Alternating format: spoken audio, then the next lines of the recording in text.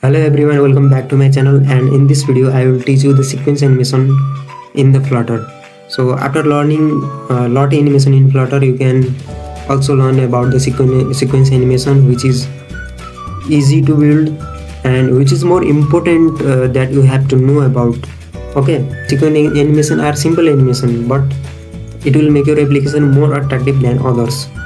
So I will tell you where to use in the real life application. I will show you the little bit small example also. So if here I press in the get started button, you can it will navigate to the next page, and if you press in this t-shirt design, it will show after. So zooming the image, and you can notice that background is blurred. So in the e-commerce application, you can show a product like this. This is a title and this is a product image, and after typing the product image, it will zoom out and show the description. Here you can also add a description also, and the user experience will be more better than other application. Okay, so let's get started. And if you want the source code, then I will put my GitHub profile in the description, and you can go and use from there also. You can clone from there also, you can use from there also, but learn this at first. Okay, so let's get started.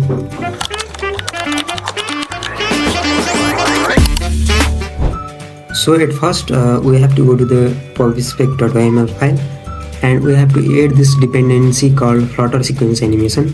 So you can do that from the pub.date, or you can simply press Ctrl+Shift+P, and you can see the add dependency here. And if you press here, you can type here Flutter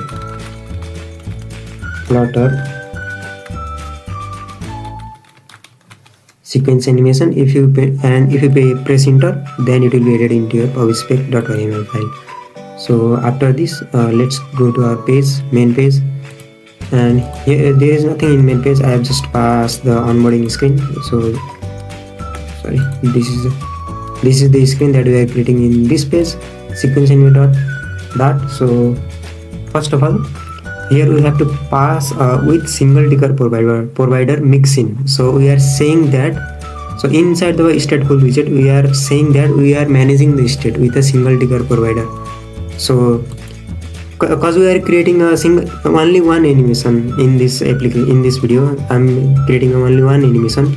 So if you are creating a multiple animation for multiple product, you can just remove this single, then you can use it like this. So this will help to create a multiple animation for a different product. So I am just creating a single, so that's why I pass the single. Okay, after this we have to create two variable called, one is let animation controller to control the animation, and the sequence animation, which is sequence animation. Okay, and after this we have to pass a init state to manage the state of our application. And cause animation will change the state of your application time to time, so we have to manage that state using init state. And after this we have to pass a controller, which is animation controller, and inside the animation controller I have passed the vsync, which is this, and the duration is 5 seconds. So this vsync is used. So here you can see, here is the initial value of the animation is default to the lower bound. It actually this vertical synchronize actually synchronize your animation according to the refresh rate of your device. So if your device refresh rate is 90 Hz or 60 Hz, it will synchronize the animation according to the device. So it actually help in that. And the controlling the animation also, it help in controlling the animation also. So we have passed a duration, how much time that we are playing the animation here. And after this I have passed a sequence animation, which we have created here, which is sequence animation builder to create animation. And dot add animatable to add animation. Inside this, the animatable is twin double, and begin will be 0 and end will be 1. Let me remove this. And after this we will pass a from, which is duration 0. Yeah, obviously the first the starting point will be 0. So after this 2, how much time that we are showing the animation in for a second. And tag is text opacity, so to show the opacity of the text. Okay, after this curve dot ease in, it will ease in, it will have an ease in and it is out in the opacity of the animation. So after this we will create another. I'm creating a different one for text, one for image, one for button. So we are creating a different. So inside this again we pass, after this we again pass the dot animate add animatable, and this is for again next, which is for the text scale. This is for the text opacity, which is this tag is the text opacity. And again the next here I have done the same thing, like the beginning is 1 and end is 1.1, and the duration is 1 second, and from the 1 second and to 1 second. After showing the animation of one thing, it will show the another and the another. So and again we have added another animation. So add animatable, and the animatable is obviously twin dot offset, and the offset is -1 to 0, and end is offset 0,0. This is for the opacity, to blur the background or blur the animation. While animation is showing, we want to blur there, so to make it more attractive. And after this again the next for the image opacity. So again we have to do this, like after creating one method, just pass dot and add animatable, and pass the twin double is begin 0 and the end is 1, and again from is 1 second and 2 is 2 second, and the tag is image opacity. Okay, and the next is button opacity for the button. This is for the button. Other thing is same, like you can just change in the time. Okay, and after this again another thing, which is button scale. So we are how much scale that we want to show in our button. So this is help, and after passing this, at last we have to pass the controller that we have created upper, so which is animate, and inside we have to pass a controller, and the controller dot forward to forward the animation. And after this we have to dispose the controller, because we don't want to do unnecessary thing, we want to dispose. And after that, inside the scaffold I have passed the body in the center, child the animated builder to build the animation, to show the interface, okay, to the user. And the animation is a controller. Inside the animation we have passed a controller, and the builder is context comma child, and we will return a column, because we are showing a different thing, so we will return a column. And main axis alignment is main axis alignment dot center. Inside the children we will have to pass opacity, and the opacity will be sequence animation that we have created upper, and the text opacity. So here is the use of tag. Okay, this will help to provide the opacity for the text and dot value, text sequence animation text opacity dot value. And after child, transform the scale, to transform the scale, and the scale is sequence animation and the text scale dot value. And inside the child again we will pass a text, which text we want to show. Welcome to our app, and we have given a certain text style, font size is 24, and the font weight is font weight dot bold. And after this, after a certain height, we have passed another opacity, and this is for the image opacity. So this tag is help. So here is the image opacity tag that we have created upper in the method. Okay, and image opacity dot value, sequence animation is the controller. And inside the child, slide transition, we want to show the slide transition for the image. You can use different type of transition, like bottom up transition, up down transition, like you can show different type of transition. So, and position is sequence animation, slide image slide is animation, and offset. And after this we have to pass an image. I am using a image.network, and I have fetched an image from my network, and with this 200. The opacity, again we pass the opacity for the bottom. Okay, opacity sequence animation bottom opacity dot value, and the sequence scale is sequence sequence animation bottom scale. These are the tags that we have created before. That's why we created before to use here. The tag will determine where we are using. That determine the method, this method. That determine that this method that we are using there. Okay. And after this, in the on pressed, sorry, let me remove that. Inside the on pressed, we have passed method to navigate to next page. Okay, let's save this. You can okay, let me reload this page. Okay,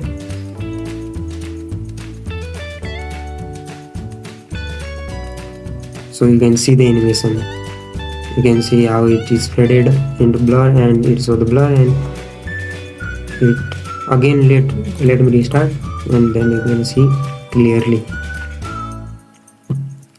See here, you can see the animation that we have created here. This is a simple sequence plotter animation. So I will tell you where to use this type of animation. Okay, you can use this type of sequence animation in the e-commerce application to show the user about the products, and the other type of traveling application to show the place image with the animation that will catch the user's eye and make your application more attractive. So I will show you another example of this, that how we can use this type of animation and where you can use. Okay, let's go to this page, and here also I have done the same thing. I have passed the single ticker provided state mixing with single ticker provided mixing state, and after this created a controller and the sequence animation. And so here I have created one variable called bool is tapped, which is false for a while, and inside the init state, similarly that I have created in the previous, the vsync, duration, and the sequence animation builder to build the animation. And similarly again I have passed this similarly I have created a the method to show the animation. Yeah, this is for the image scale, this is for the background. I will show you why I have created this background animation. Okay, after, and the background opacity to show the background opacity blurry, like in the e-commerce application, after tapping in a certain product we can zoom the product and show the detail about product, and the background will be blur and opacity will be very low. And after that we just dispose the controller. Okay, don't forget to pass the dot animate controller, and inside the scaffold we pass a gesture detector, and in the on tap, so we pass a set state to, if we tap the image, then we have to show the animation in the forward, and if we again tap the image, it will show the animation in the reverse. Okay, so in the child inside the stack children, here if the image is tapped, then we have to create an animation builder. Inside the animation, it is controller, builder is context child, and we will return opacity. Opacity is sequence animation, which is background opacity. Inside the child we pass a backdrop filter to show the background a little bit blur, and the filter is image filter dot blur. You can use it. Okay, and the sigma x is the sequence animation background blur dot value, and the sigma y is sequence animation background dot blur dot value. So here we have passed the this begin is 0 and the end is 10 to show the blur for a while. Okay, and after this we have passed a container which color is black to show the background black, and the center is an animation builder. After the animation builder, after this animation builder we have passed a center, and the animation builder. Animation controller, animation is a controller which is we have created before, and we will return a transform.scale which will transform the image, which will show the animation after tapping in the image. scale is sequence animation image scale. Here we will pass an image, so that's why we are using image scale. Inside the child, the main exercise dot mean, because we are showing the image small at the first, and after tapping it will zoom in the image. Okay, and here is the image network that I have passed the image. And in the width, if we haven't tapped the image yet, then the image width is 100, and after tapping the image width will be 300. So if it's tapped, it will show the text teacher. If isn't tapped here, if we haven't tapped the image, then it will show the text title also. And yeah, if we save this, and if we click on this get started, it will navigate to the next page.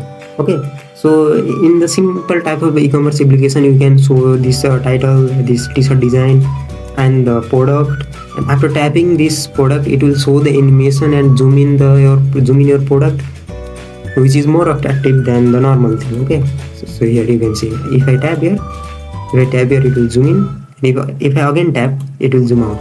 So here we have defined that. Where it is here? Yeah.